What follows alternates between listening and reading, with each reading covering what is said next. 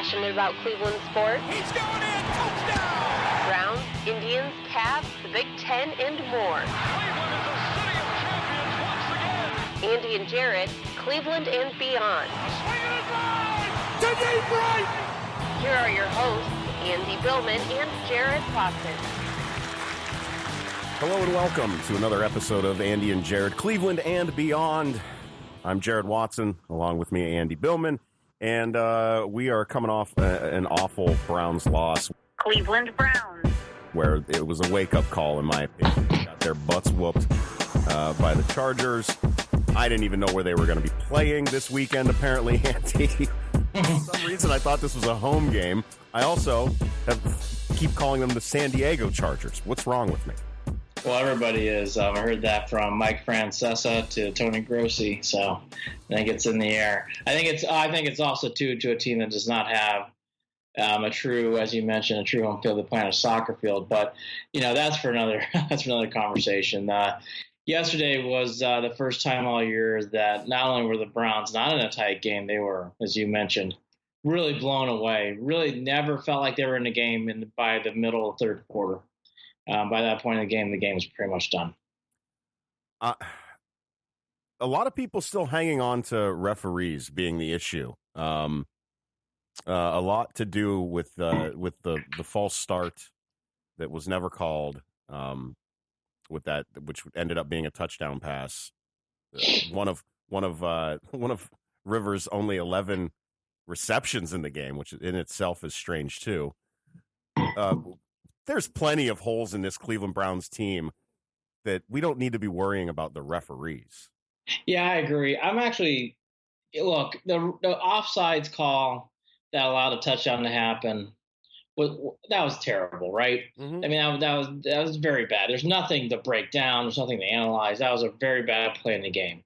There were other moments in this game. You noted some of them when we were texting back and forth, and I even glanced and saw some others. There's obviously an epidemic right now where refereeing the NFL is not strong. And it's definitely having an influence in the game. I don't think it's dictating who's winning games. So that's where I'll leave the referee thing. I just wanted to lead off with it. I know everybody will be talking about it again today, but I think it's time to move forward from it.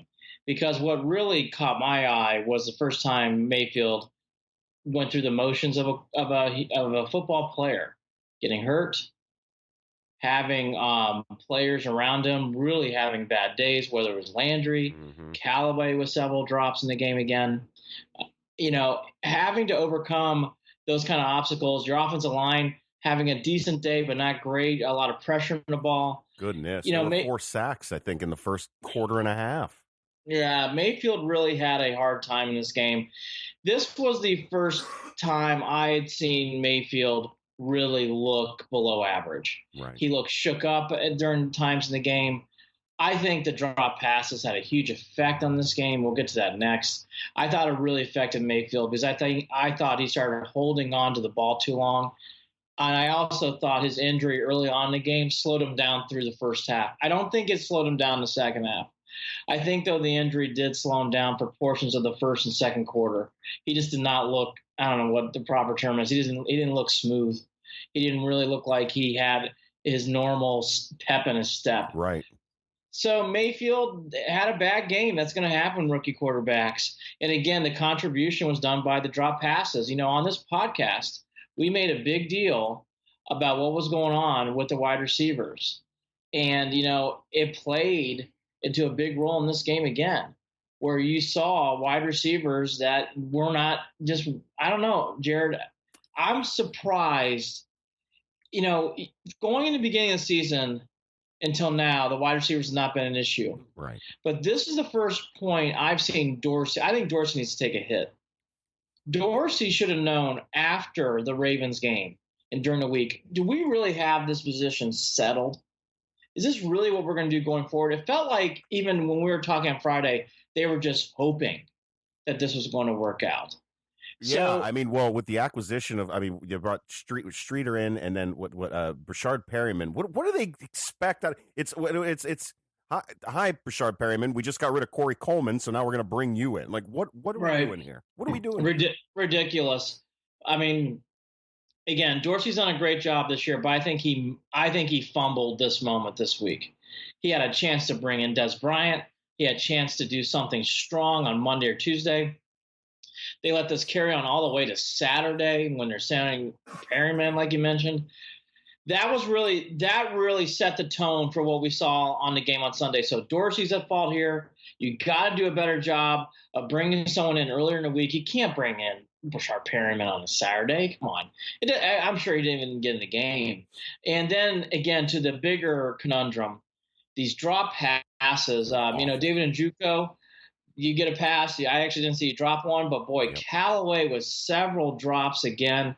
Landry's effort looked terrible yesterday, and that attitude, from what I'm hearing on the sidelines, was contagious. That there was a bad attitude on the sideline, that there were bad moods, that there were people that they were not acting like a team that wanted to fight to win. They were throwing temper tantrums, from what I'm hearing, and that drives me nuts. And once again, where does that go back to? Those attitudes being allowed to persist in the middle of a football game that you're not necessarily out of through the first half. I agree. I mean, Landry needs to play better. I was going to bring this up today. Landry has to play better. He did not play well. No.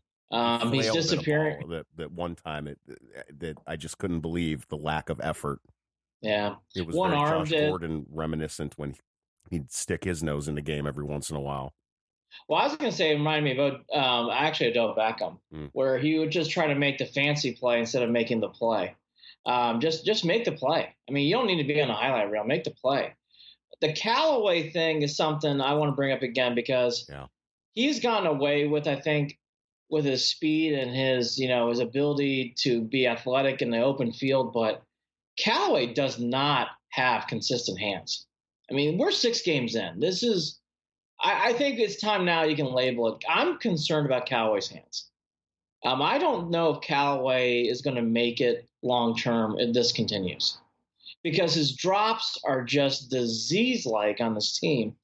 And I know a lot of people today were thrilled, or not thrilled, I guess is the word, but they were satisfied or happy with Ratley. Look, I think Ratley's a nice player. I don't think he's more than a 3, though. I don't think he's a guy you can really rely on. He cost them more than he gave them. I thought so, too. I thought Ratley was okay. I wasn't blown away by Ratley at all. And in fact, at times, I think it was just a matter of him getting the ball because no one else either wanted the ball, or you could tell that Mayfield wasn't trusting anyone else.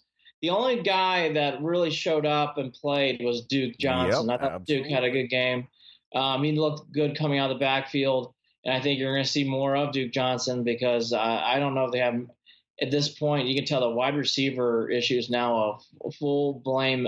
It's just such a fire inferno mess. And again, Dorsey's got to do something better. To what you alluded to, Hue has got to do more on the sidelines if that's what's going on with Landry. Landry, again, has to play better on himself. And then – So taking this all apart, I just want to hit this one more time. Yeah. Mayfield's a rookie quarterback, and you have to expect these games. And he looked like a rookie quarterback. He looked shook up. He never looked comfortable. He played like a tense type player throughout. I didn't know.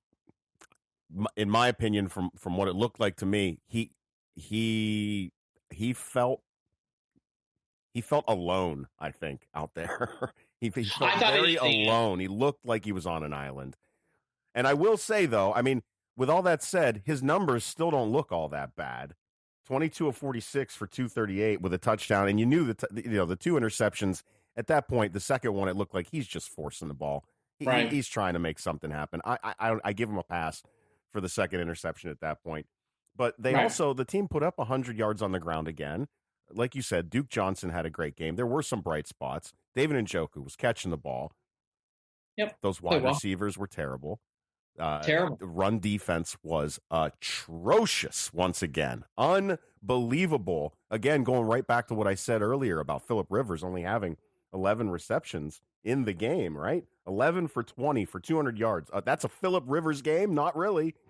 They put up – Melvin Gordon had 132 yards with more than nearly 7.5 per carry. That's not going to cut it. I made a note in the second quarter. If the Chargers run the ball, they are going to win big. Because you could just tell. And again, this is another one. Now, this one I'm going to get more animated about. We have said time and time again on this podcast that the run defense is a concern. And lo and behold, once a team got the lead, were the Browns able to step up? Of course not. They haven't stopped the run all year. So this is a bigger problem in that if the Browns get down late in the game, they can't stop anybody. They haven't been able to stop anybody all year, whether it's Marshawn Lynch, whether it's Kamara, and whether it's yesterday Gordon. They all chew them up. I don't want to hear about this as a one-game thing. This has been all year. Oh, it's 200-plus yards on the regular. 246, 6.8, 6.8 per carry. At one point during the game, and this was late in the third quarter, it was almost 9 yards per carry. It looked like Moses parting the Red Sea every time they were going to run the ball. This has to – we have not hammered it. Maybe we have hammered it here, but now it's going to become a point of emphasis. This has to stop because if you're any team in the NFL and you're watching the Browns defense, you're going to run the ball. I mean, the Browns can't stop anything right now. No. And in the one game they did against the Ravens, I thought they went away from a run. And by the way, I think if they would have gone to the run, they would have won that game. So this run defense has not been there all year. I am actually going to say that Myles Garrett has to learn how to play better run defense. I thought at times he was over pursuing. That was the issue, yeah. And on the other side, too, with Agba, I saw a lot of that, too. Too much over pursuing on this defense. They have to start setting the edge. You heard that a lot during the telecast, and it's going to have to start happening on this team. Is that a product of Greg Williams just wanting to bring pressure constantly? There's no doubt, and we've discussed that. But Greg has to now dial it back. It's now on notice. You finally got, as we like to say, you got spotlighted big time by this. I mean, it's been noticeable to you and I throughout the year, but now it's in a way this had to happen because the defense, even with its aggression, the defense, even with its turnover ability, hasn't been able to slow down the run all year. Well, now they have to address this. Because, again, if you're any NFL team, you're going to run against the Browns. And then, defense all the way around had a really poor day. There were 7 plays during the game with 20 or more yards, 1 interception at the end. Look, everybody, Denzel Ward looked great last week, looked pedestrian this week. Yep. Didn't play a bad game, but didn't make his emphasis felt. This was the first game, too, I thought Myles Garrett did not play well. I thought he tried to make impact plays. I thought his motor was always running, but he looked out of place. He just did not look like he was in sync. Myles didn't look good to me in this game. I don't know how you felt. I didn't think he had, I don't know, I just felt at times he wasn't. It was like, I think there was one series where they had that's the other thing, field position. They did well early when it came to field position too. And they couldn't capitalize whatsoever. Yeah. So Myles Garrett, he did get there was some pressure on the quarterback. Did he get one knockdown, I think on one series when Phillip Rivers, they were back near the end zone. Yeah. But the force there were moments early where they were still in the game. Even when they were down 14-3, it felt like they should have been up 21-14. Well, no, they were in the game. And again, Myles Garrett didn't play horrible, but I just thought he was out of position. Yeah.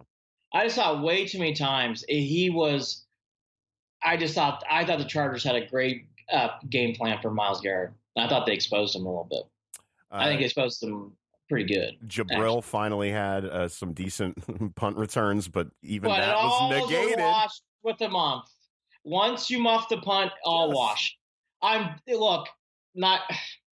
Peppers cannot be returning kicks anymore. It can't happen. I know. Sorry. But what are they going to?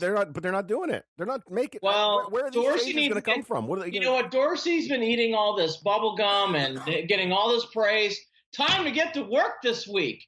Find a wide receiver. Find a punt returner. Find a kick returner. Not working. Not working. Are they going to make a trade for Amari Cooper? Here's the thing about Amari Cooper. I watch the Raiders from time to time. He also drops a lot of passes. He also at times stops in the middle of his routes. Amari Cooper would be great. I mean, look, we have what we have. Amari Cooper we kind of need. But there's a reason why. See, this is different from Khalil Mack to me. I know why the Raiders are getting rid of Amari Cooper, because the drop passes and his, at times his half-hearted effort. I'm sure Gruden's had it with it. Do you want that here? Hey, did you watch the Patriots game last night, by the way? Well, yeah, I did. But let's get back to, do you want Amari Cooper? wait a minute. We'll talk about that. I wanted to whine some more about Josh Gordon now. Oh, well, we'll talk about that. I told you I paused, and that's the reason why I paused, because now you need him, and it stinks. And by the way, that was the right play. Let's talk about that in a little bit. Do you want Amari Cooper? I don't know if I do. I don't know what you're going to do to get him. I think that we're at a point in this season where we can talk about making these moves and making these trades, but there's a lot that goes into making this stuff happen. Even if you really if you're not 100% wanting it to happen. Look, here's the reason why I don't want Amari Cooper. You need to go to wherever Des Bryant is and go to his house and talk to him about playing on his team. Because you don't have to make a trade for this. Yeah. And you can really negotiate through this. And that's what you need. I can't believe the Browns have gotten to this point, but you need someone like Des Bryant on his team. And I don't think Des Bryant solves all your issues. I know Des Bryant will have moments where he'll drive me crazy, but that's the move to me. Why make a trade for Amari Cooper when you can get Des Bryant? I think Amari Cooper's a name. I think I don't know. I'm down on Amari Cooper just because I watched him play the last year and a half. And if people like drop passes, Amari Cooper's had a lot of drop passes too. This is more of the same. Just being honest. Well, there's other people in Cleveland media that really want the Browns to make a move for Odell Beckham Jr. as well. Okay, let's talk about that. I don't think Odell Beckham Jr. is going to move either. No. You're going to have to give up the farm, and you're going to be paying out the nose for his contract. By the way, the Giants are not going to do that because the Giants are going to get hit with a huge salary cap problem. So that's make-believe. So the Giants would take such a salary cap hit. Why would they ever do that move? And why would the Browns take on that contract? Right? Well, we've got Damian Ratley with 6 receptions. We could stick with that. The Damian Ratley thing, he's a nice kid. Again, nice kid. That's all he is. He's a nice kid. Looks good. Nice kid. Yeah. Okay. So let's go to some burning questions. You fired me with that Amari Cooper thing. I can't. But that's what we're facing right now. That's what's being presented to us as an option. I know, but Amari Cooper, people need to watch football. Amari Cooper, if you're trading up a lot to get Amari Cooper, you are going to get so frustrated with yourself. It's just a name. He's not playing great. Again, there's a reason why the Raiders are trading Amari Cooper. Anyways, all right. Landry, is this a Amari Cooper? Landry, is this a Mayfield problem? You think with him? Is this something that it's come about with Hard Knocks? I mean, I think we need to talk about this. Where do we go with Landry? Because, forgetting his off the field stuff, if he had that during the sidelines, and that, okay, I will say this. This seems to happen more and more. So for the Browns, this is not unique to any team. The Browns are just going through it now. The one thing that I'm watching that I'm not ready to label officially, but I'm getting there, I think Landry is just a good wide receiver. I don't think he's great. I don't see any great play so far. I don't know how I can put any of this on. I mean, there might be a chemistry issue between Landry and Baker, but it sure as hell didn't seem that way when he walked into that Pittsburgh game in the second half. And Landry and him were nothing but a love fest at the end of that game. Or at the end of what game they win? The Jets game. Jets game. Losing my damn mind right now. But the point being, where'd all that go? How was it there and now it's not? I just think Landry is at a point when and this is more natural. Landry has to make some decisions. Is he going to put his emotions aside and really work with Baker to get some things done, because they're not connecting right now? Yeah. They did in the Jets game, but to be truthful, that was the only game they made well, and they looked good together. And is he going to be able to step up his game, or to what I think is the bigger thing from next year, not this year, but from next year, is Landry just a good slot or a good 2, and you're going to need to get a number 1 receiver in the draft again? But we knew this coming into this season. This was already established. By the way, I agree that too much was going to be put on Landry. That's right. Expectation-wise. And I mean, and we were hoping that we wouldn't have to. We were hoping that Josh Gordon would have been the number 1. And we were also hoping Callaway would quickly learn this game. And Callaway, his catching issue is a disease. It's a rookie, so he gets another chance next year. And David Njoku's proven maybe over the year you can improve on this. Just 2 games in a row, David Njoku's looked pretty decent catching the ball. Yep. But Callaway right now is in a slump catching the ball. I mean, it's an official slump now. You officially got something here where it just – Who in the hell is Orson Charles, by the way? I don't know. Who the hell is Orson Charles? He's got 1 reception with 8 yards yesterday. All right, well, and again, we mentioned on this podcast, the wide receivers going into this game concerned me. I should have known better, and it played out in this game. The Josh Gordon thing, that's why I said on the last podcast I would pause, because I think that was the right trade. Yep. I think the Browns had to do that. But this is the product of that trade. Yeah. Now you're a wide receiver short. And maybe in a way you're a wide receiver and a half short. Because not only did you lose a wide receiver who's very talented, you lost your number 1. And now you're short. And that's why you're doing Amari Cooper trades, right? The run defense, I want to save Mr. Jackson for last. When it comes to the run defense, do you think our boy Greg Williams make any adjustments, or do you think this is just going to be this is what the Browns are, and they're going to give up a lot of yards on the run? I mean, I don't think they're going to change game plan, but they'll tweak some things. You've alluded to it already, just in regard to over pursuing by Myles Garrett. Those sorts of things. Maybe they make small changes. I don't think they're going to make big scheme changes. I don't know what they would do. I mean, because here's the other glaring problem that showed its head yesterday. That it started to show itself the week prior. But these missed tackles, just guys bouncing off of players, is embarrassing. Yeah, this is back to it started in a Raiders game. In the Ravens game, it was hit or miss, but I know what you mean. I saw it in the Ravens game, but it wasn't as strung out. They caught themselves, I believe. They stepped I was up gonna at say, times. Yeah, I saw them kind of self-correct. And again, the Chargers are a good, fast, strong team. And this is a product of it. I mean, it just didn't look like, we'll say this for the end, just didn't look like the Browns were preparing.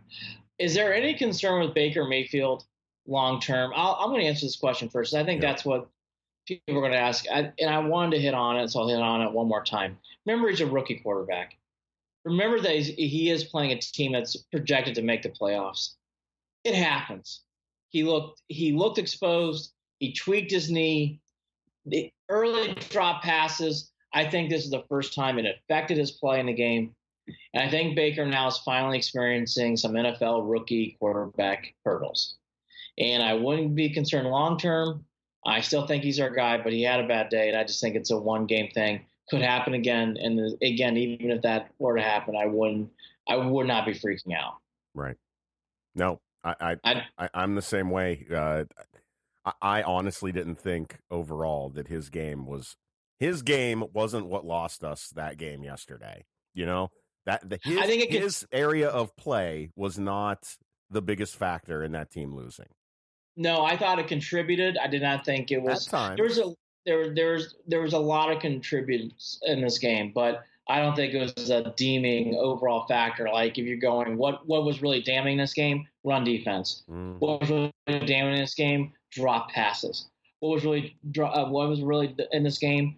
The aura of the Browns kind of not into this. They just were not in a flow in this game at all. Didn't look like they were really mentally, I don't know, focus is the word, but they just did not seem like they. Yeah, again, it happens in the NFL. It happens. So they just had one of those clunker games. So to our favorite topic, and this is for last, we're going around the league. Hue Jackson. How much should this go on him? A little, some. There's somebody that both of us get along with rather well that seemed to be defending Hue throughout the game yesterday on Twitter. With you didn't drop that pass, you didn't make that throw, you didn't allow that run, in those certain words. I on the other hand, I'm not worried about the play. Is a reflection of the attitude on the sidelines, and everything that I'm hearing about the sidelines yesterday is that are we sure? We talk about culture. I don't think yesterday's culture is what we want. I don't get what. How does keeping Hue benefit us? I just keep going back to that. What does keeping Hue do for us? When we asked ourselves this question last week, we both said we should fire him. I think the Browns should fire Hue Jackson. Yeah. And the longer this goes, you're going to have games like this. He is not a good coach. I'm sorry. I think a good amount of blame should go on Hue Jackson for this loss. How many times can a guy just get a free pass? Yes, he did not make those plays. Yes, there were plays where it was on the players. There's no question. But Hue sets the tone, and he set the tone for this game, and I'm sorry, he's just got to go.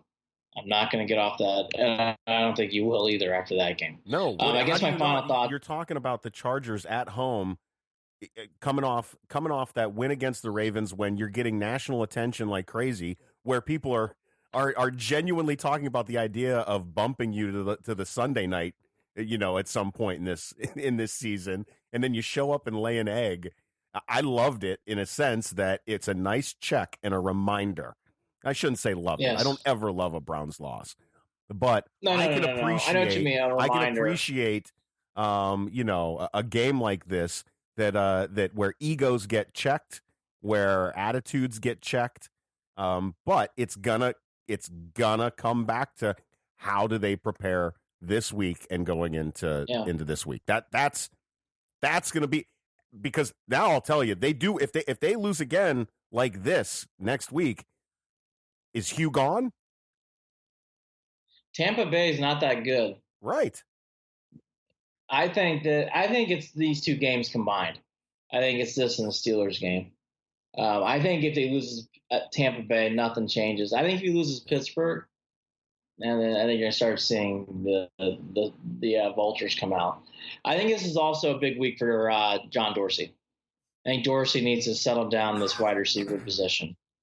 Nothing wrong with Damian Ratley. Could be an up-and-coming good player, but he's not ready for the kind of minutes and the kind of passes he's going to be getting right now in the NFL. Let's go around the league. I mean, that was what a terrible, terrible bleep show on Sunday. All right, around the league, Pitt, again, typical Pitt. They win these games against Cincinnati in the final seconds. Pittsburgh now, and by the way, the Browns are now in last place because of that. Ravens demolish the Titans. Titans come back down to earth. Rams are still undefeated. Dolphins, that was a crazy game in Miami.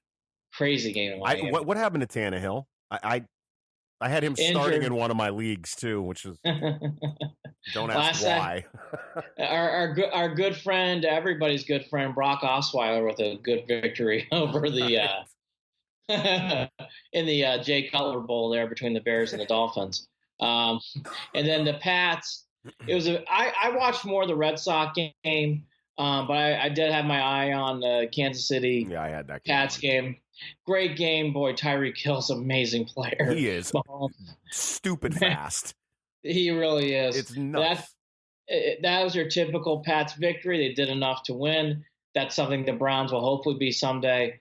The Pats they're annoying in these kind of wins because the better team's Kansas City. Yeah. You knew they scored that touchdown way too fast. That was it. There was no defense in that game whatsoever. Typical Pats. You don't know how, you don't know why, but they win. Before we change to the Buckeyes and the Irish real quick, any final thoughts with the Browns this week? Is there anything you were really going to be looking for before the lead up into the Tampa game? So I really am focused on attitude and leadership right now, and I want to see how Baker bounces back. I want to see how Jarvis Landry bounces back. Yep. I still like the run game. I can't hate on it, but run defense, I guess that's the other thing that I want to see what's going to happen. That tackling, God bless. I guess I have a laundry list. I think it's a big week for Hue. I think it's the first time it's a big week for John Dorsey. You gotta fix his wide receiver position. How are they going to do that though, Andy? I don't know. Well, John Dorsey's gotten a lot of praise for doing a lot of things. He can fix this. There are ways to fix it. There are ways to improve it. That did not work on Sunday. Mm-hmm. That was the first time Dorsey took a hit. That's on Dorsey. Yeah. Those wide receivers are on Dorsey. That is his selections. And again, I'm not saying these players aren't going to be good pros, but I felt it on Friday. I'm like, I'm surprised this is the group we're going to go with on Sunday. Yeah. And it showed. I think it's a big week for him. Is it an Amari Cooper trade, which I would not like? Is it going to be something with Des Bryant, which I think you need to do? It's interesting. Again, I'm not saying there's a magic elixir, but you can't go forward with this team. And maybe to the bigger point, it's a big week for Baker too, and working with Landry and figuring that out. Landry's talked a lot of talk. Hopefully he steps up his game because that, man, I was surprised. I guess that's my last final thought. I am surprised how Landry played on Sunday. Yeah. That was very surprising. Yeah, it was kind of a tone setter. And talking about surprises, let's go to college football. A lot of surprises, a lot of upsets. I'm going to lead off with the Irish this week because I think that was more of the game that kind of caught people's eyes. I should have known better. Wrote it in my lead. Pittsburgh is always a thorn to Notre Dame. And what do the Panthers do? They're a big thorn on Saturday. Notre Dame really had, for the first time, a game where it looked like they were in a trap game. Bye week coming up, just after a couple big wins, Virginia Tech on the road, and they just were not into this game, not in any kind of flow. And Pittsburgh is one of the worst teams you can do that with because they hit hard, they play physical, they're always mentally prepared going into games. So it was the wrong week for Notre Dame to play off, but they did. Iron Book played okay. I think at times people are going to get on his performance, but I thought, you look at his numbers, he had 2 interceptions, but he actually played pretty well, and he had a great game-winning touchdown pass, really saved the game on that play to win the game. The bigger thing in this game was Pitt, for the first time, really showed the Irish that you can shut down Dexter Williams. Dexter Williams just had nothing in this game. A lot of people brought up in articles and with analysts, the Irish, are their offensive line a concern? I think I'm not ready to go there yet, but the offensive line for the Irish has not looked good in recent weeks when it comes to pass protection, and they did get pushed around against Michigan, and they got pushed around against Pitt. So obviously the offensive line, which was a strength in the past 2 years, is not going to be a strength going forward. So that's something to watch for now for the Irish. I think you can now say for the offensive line, I don't know if it's a weakness, but it's certainly not a strength. The bigger thing in this game, too, is Pitt controlled the clock and really just did a nice job milking it. Really, Jared, for people who didn't watch the game, there were missed field goals by Pittsburgh, and that really saved the Irish in this game. If Pitt would have made those field goals, I think it's a very, very different outcome in South Bend. So Notre Dame survives, and that's what it was. They survive, and sometimes you need to do that in college football. You just need to get through these games and make it to the next week. The Irish have a bye. But the bigger things, again, in this game, can the Irish have to have a running game to win and get into the playoffs? Can the offensive line, is that just a one-game aberration? And really the defense for Notre Dame played pretty well. So that was it. Again, they survived. It's all that matters sometimes. Yeah, there was a lot of shutdown defense at the end of that game because Pitt definitely had a few opportunities, and they're probably their last 3 possessions. They got the ball fast a few times, and they couldn't do anything with it. Yeah, Notre Dame's defense played really stout. And again, Pittsburgh, they really don't have the tools to move the ball down the field against Notre Dame defense. So, again, they survived. They move on. Ohio State, boy, I thought our bigger point here was could they play a complete game? Ohio State football.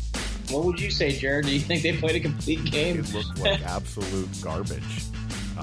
It was painful, and we're almost getting used to it at this point in the season. You're almost expecting it. It feels like 2002 with that Tressel team that for some reason they could never blow a team out. They just would squeak by every game, and that's how they stayed undefeated all the way through the national championship game. I mean, that's what I'm looking at. Haskins had another huge game. Another 400 yards passing. Come on. The kid's legit. But we've talked about they're running the ball, and where is that running game? It doesn't exist. I was going to bring that up. I think the bigger concern here with Ohio State is this running game. I mean, we mentioned it. It would be nice to have a little bit of a running game. I think you can officially start labeling this like Ohio State's running game. They had 32 carries for only 92 yards. And to give you a kind of a glimpse across the field, the Gophers ran for 178 on 33. Well, it was another day of big plays, and Ohio State's defense did not look good whatsoever. Now, granted, they held them to 14 points, but those 14 points happened quick, and they happened on big plays. Defensively, there's no real pass rush. They had 2 sacks. I mean, for Ohio State, there's nothing to hang your hat on the defensive side of the ball with the Buckeyes. There just isn't. I was going to bring this up. I thought this was the first time they missed Bosa. I thought Bosa not being there really showed up in this game. And this is another game, too. If Minnesota makes their field goals, very different outcome. Very different outcome. Minnesota missed several field goals that really helped Ohio State put it away comfortably at the end. But it was not comfortable until really late in the fourth quarter. The running game thing, I think, goes to another theme. Is Ohio State's offensive line good? Because, they're getting kind of pushed around a little bit when it comes to this running game. And, the line play, I just would say, someone referenced that you got to wonder how these practices are going during Minnesota week, during Indiana week, because I did not see the same offensive defensive line play against Penn State.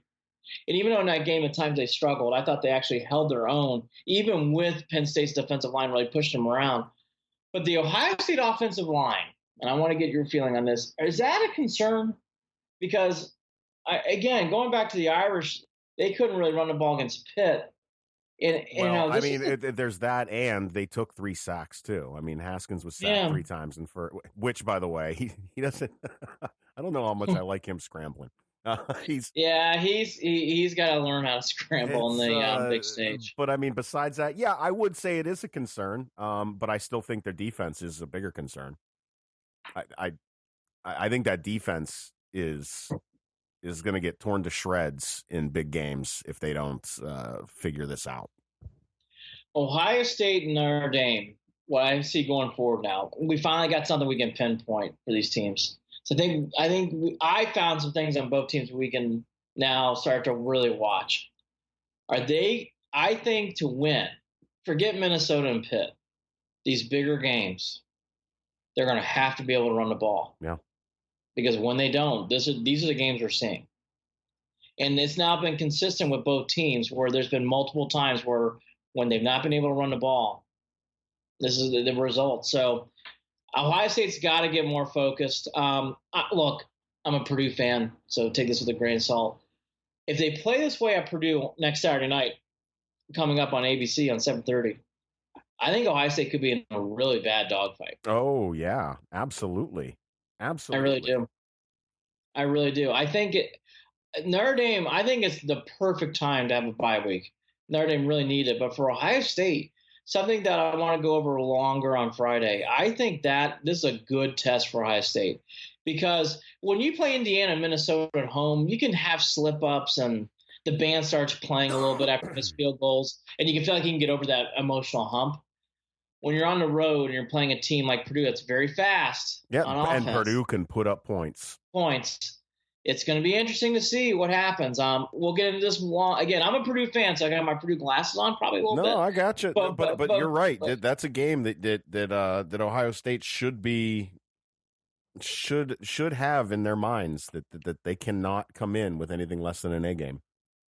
So, I guess it's a disease for the Browns, Irish, and Buckeyes. Everybody kind of just going through the motions this week. I thought all three teams really did, and especially with Ohio State, they have to start playing better.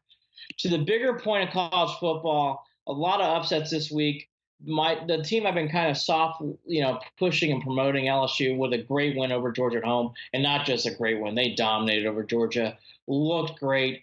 They now have a tough game against Mississippi State coming off this. That is LSU. Gosh, give this team credit. They played Miami in a neutral site. They played Auburn on the road. They played at Florida. That was their only loss. And then they played Georgia, only to come back to play Mississippi State, have a bye week to play Alabama.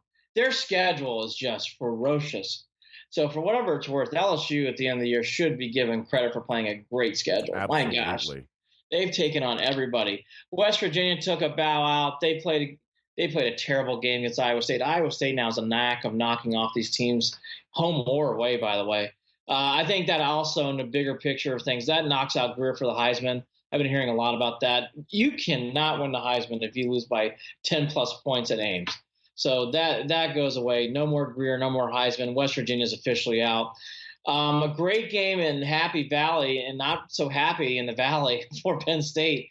A great catch at the end of the game for Michigan State. And, I think, again, that's great for Ohio State. That makes that game bigger. But, before we go too forward, what another bizarre – I mean, Franklin has a week off, and they get that kind of performance at home. What do you think about that? For Penn State, real quick. I think that they are who we thought we are, or they are. They don't. Yeah. That's at this point, it seems to be par for the course. For the Penn State team and for that Penn State coaching staff to lose it the way they did, man. Michigan State, no quit. They had a missed opportunity. I think the possession prior or something. It where you thought, oh boy, the time's running out. I don't know how they're going to pull this off, but yeah, I watched. It was fun. Watch Penn State. They don't have easy games going out. I think Penn State, when you don't have a Saquon Barkley to lean on, I know they got McSorley, and I like him a lot, but I think Penn State's a team to watch. They could spiral. Yeah, not a very impressive. Not careful. 19 of 32, less than 200 yards passing, and one touchdown. That's not going to cut it at home. No. At home against Michigan State. That's I think Penn State needs to be put on watch for kind of spiraling out of control. So I think that could easily happen. Michigan Michigan needed. You want to talk about a team that needed a dominant performance in a big spot? Michigan did, and they got it. They really handed Wisconsin to the woodshed. Yeah, I mean, there's nothing to break down.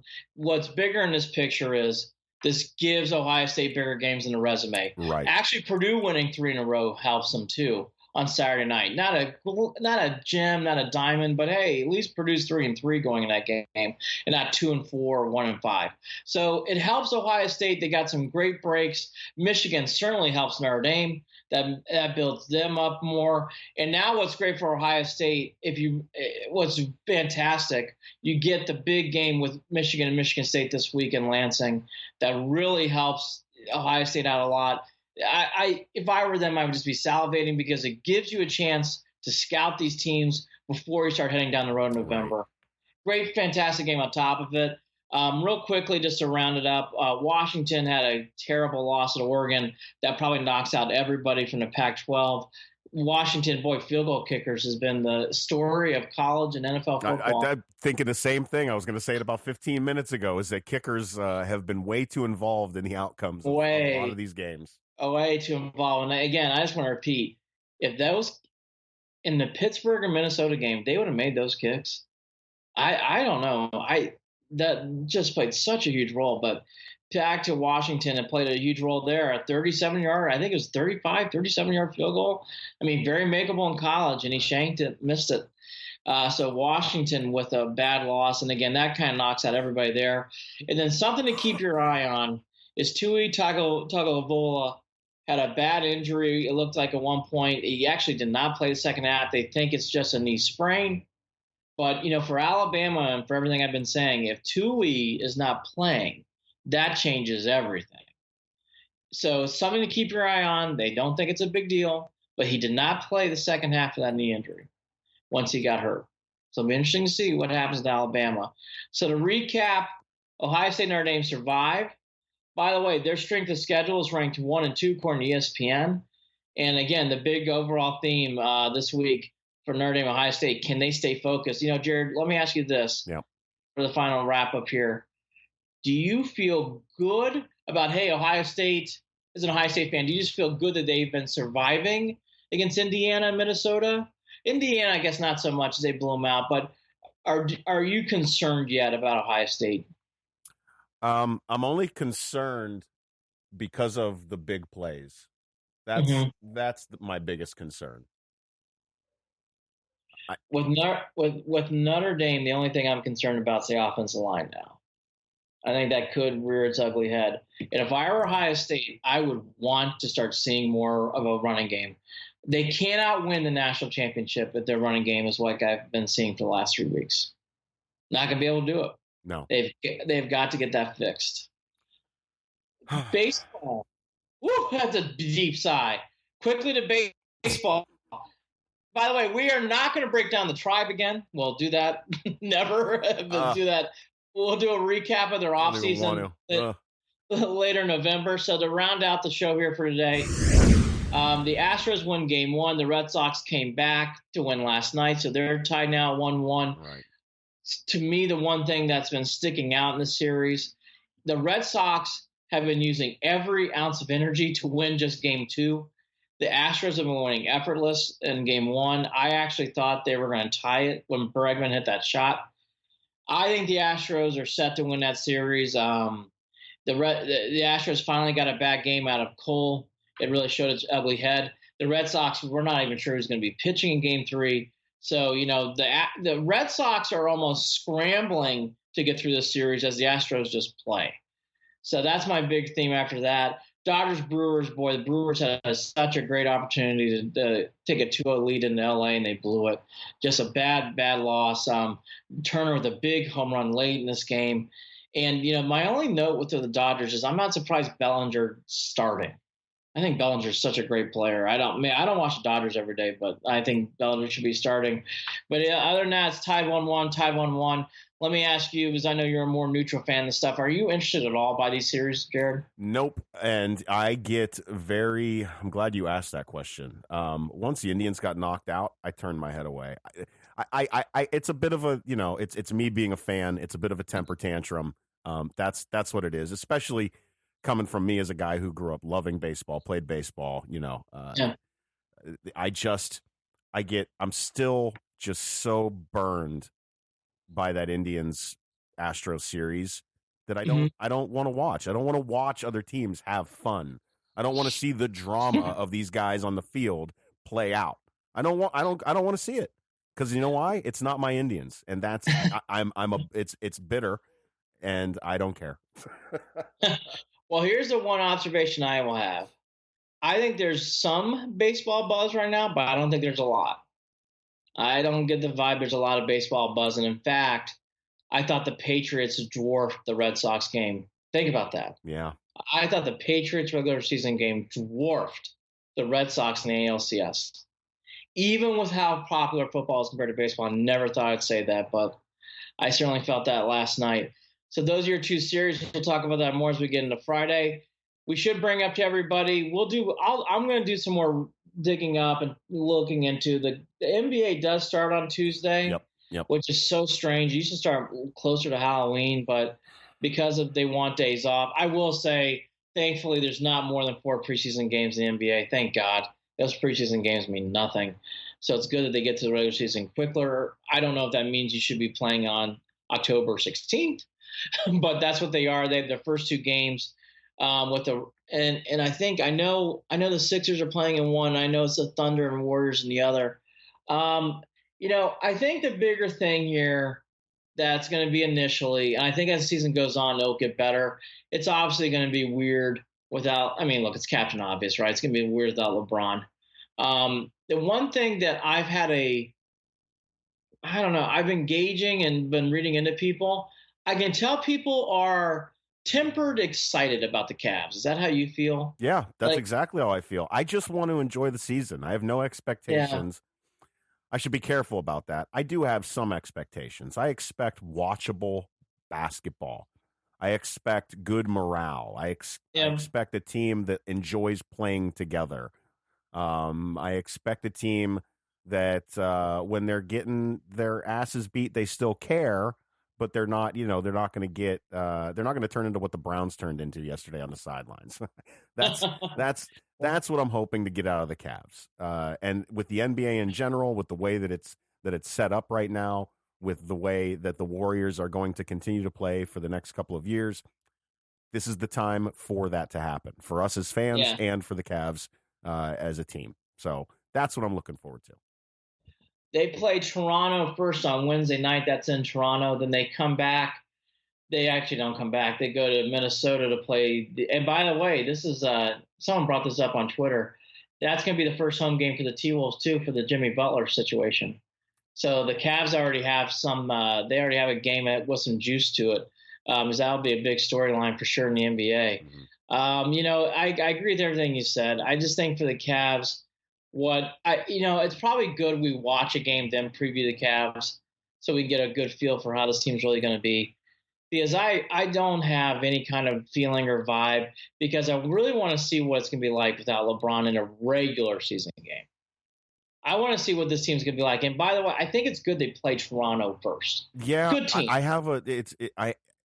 I'm looking at it like there's a chance that they get their butts whooped, or there's a chance that we see them dig deep and grind.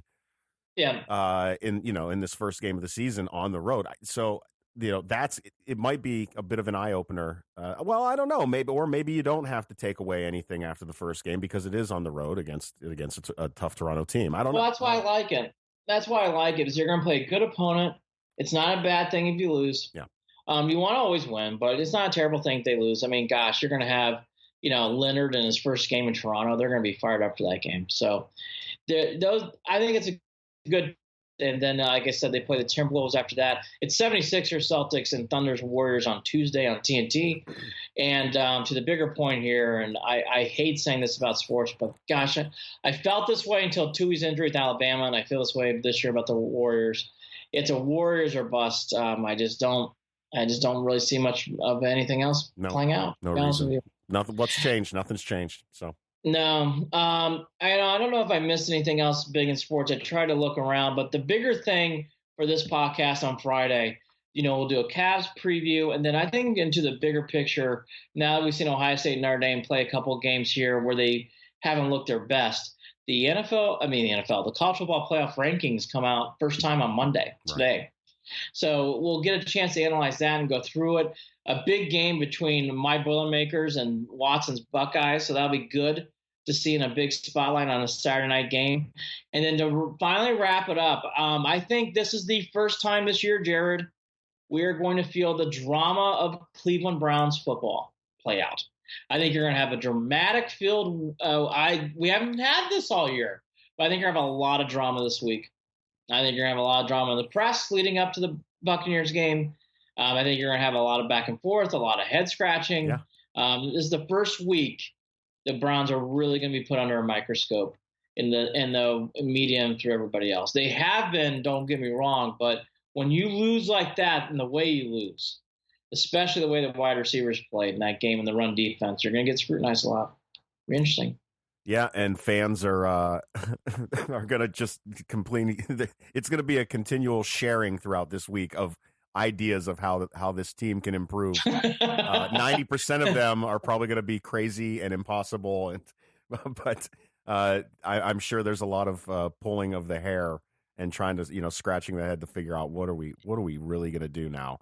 Yeah, well, I want to end the podcast on this. Do you think Hue has to win one of these two games? I absolutely. I think he does. I really do. I do too. The thing is, are we really getting a sign as to where anyone else is within that organization with you at this point? And we're not. I just will say this. I think Hue Jackson better win one of these 2 games. I mean, look, if it's up to you and I, he wouldn't be here. But for Hue Jackson's sake, you better win one of these 2 games, bud. Big week. Well, a big couple weeks. Big couple weeks, I should say. I'm going to go to school now, and I'm sorry to everyone who listened and heard me cough throughout the entire episode. I am struggling, and I apologize for my breathing and that you on the listening end have to hear me cough and rudely interrupt Andy as he's trying to give analysis. So, well, look, allergies are spread everywhere, and it's been a horrible allergy year, so we should all just be thankful Jared made it today because the allergies have not been kind. So I'll live. Fight through. So, for everybody like myself who does care, Red Sox, Astros, Dodgers, Brewers this week, we'll talk a little bit about that. But more importantly, again, the final big note is Cavs playing first game on Wednesday. Yep. But come on, the big thing is, how will the Browns handle this week? And will Dorsey add a wide receiver by Friday? We'll see.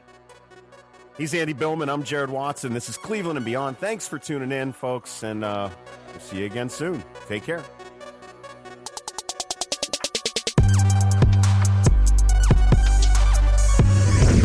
Hey, don't forget to follow Andy and Jared, Cleveland and Beyond, on Facebook at facebook.com/Cleveland and Beyond, and on Twitter at CLE and Beyond. That's at CLE and Beyond on Twitter. You can also shoot us an email, andyandjared@gmail.com. Looking forward to hearing your comments.